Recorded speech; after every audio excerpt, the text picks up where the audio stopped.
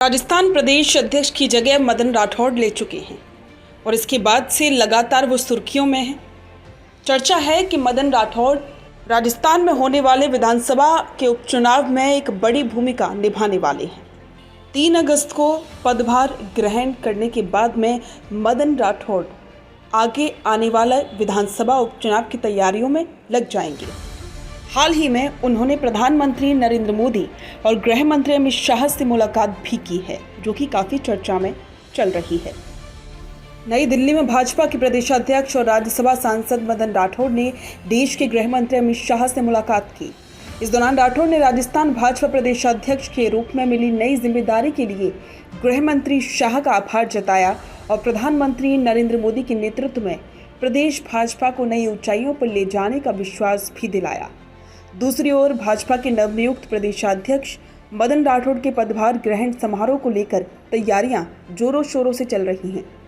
भाजपा प्रदेश कार्यालय में प्रदेश सह प्रभारी विजय राहटकर के नेतृत्व में बैठक का भी आयोजन किया गया। प्रदेश सह प्रभारी विजय राहटकर ने कहा, 3 अगस्त को सुबह 10 बजे भाजपा के नवनियुक्त प्रदेशाध्यक्ष मदन राठौड़ भव्य समारोह के बीच पदभार ग्रहण करेंगे। इसको लेकर सभी तैयारियां लगभग पूरी हो चुकी हैं। बहुत से कार्यकर्ताओं को जिम्मेदारी सौंपी गई है और इस कार्यक्रम को भव्य बनाने की भी बीजेपी पूरी कोशिश कर रही है। इसके बाद ही मदन राठौड़ अपने काम में जुट जाएंगे। आपको बता दें कि राजस्थान के 5 विधानसभा क्षेत्रों में उपचुनाव होने हैं।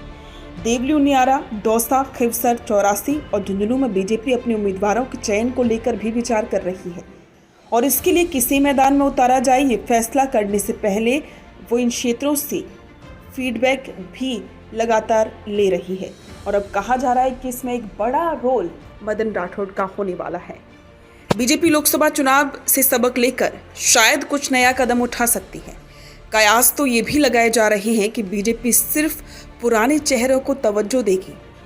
इतना तो तय है कि जातिगत समीकरण के आधार पर ही उम्मीदवारों का चयन होगा।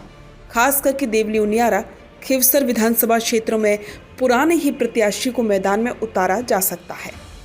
बीजेपी प्रदेश अध्यक्ष के रूप में मदन राठौड़ का चुनाव भी कहीं ना कहीं बीजेपी की रणनीति का ही हिस्सा है और इसके लिए कहा जा रहा है कि बीजेपी आगामी उपचुनाव को लेकर तैयारी कर रही है और आगामी उपचुनाव के लिए जातिगत समीकरणों को साधने के लिए बीजेपी ने मदन राठौड़ को चुना है।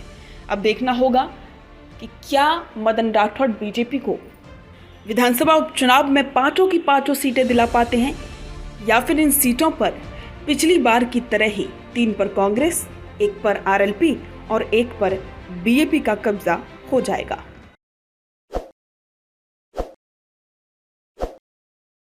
ताज़ा खबरों के लिए विजिट करें द फैक्ट इंडिया की वेबसाइट और डाउनलोड करें द फैक्ट इंडिया ऐप।